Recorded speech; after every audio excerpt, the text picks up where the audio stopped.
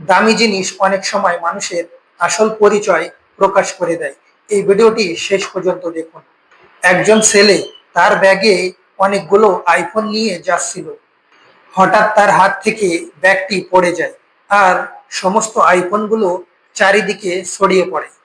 ঠিক তখনই পিছন দিয়ে একটি ছেলে আর একটি মেয়ে আসছিল।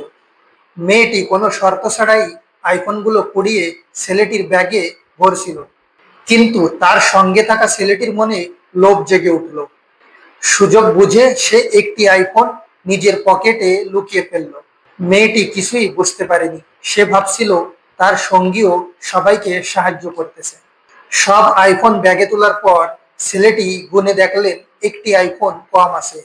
তখন তিনি ছেলেটির দিকে তাকিয়ে বললেন, ভাই, একটি আইফোন আপনি পকেটে ঢুকিয়েছেন। কিন্তু সেই ছেলেটি কোনোভাবেই এটা মানতে রাজি না। তারপর ছেলেটি তাকে বলল, ভাই, মিথ্যে কথা বলবেন না, সামনে ক্যামেরা লাগানো আছে, যদি চেক করা হয় তাহলে আপনি ধরা পড়ে যাবেন। এই কথা বলেই ছেলেটি তার পকেটে হাত ঢুকিয়ে আইফোনটি বেরিয়ে নিয়ে আসলো। এই দৃশ্যটা দেখে মেয়েটি বুঝতে পারলো তার সঙ্গী একজন সৎ মানুষ নয়। এই ভিডিওটি আমাদের একটা শিক্ষা দেয়।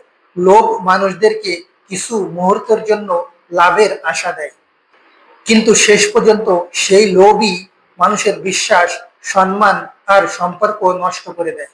তাই জীবনে সবসময় সত্যতার পথ বেছে নিন।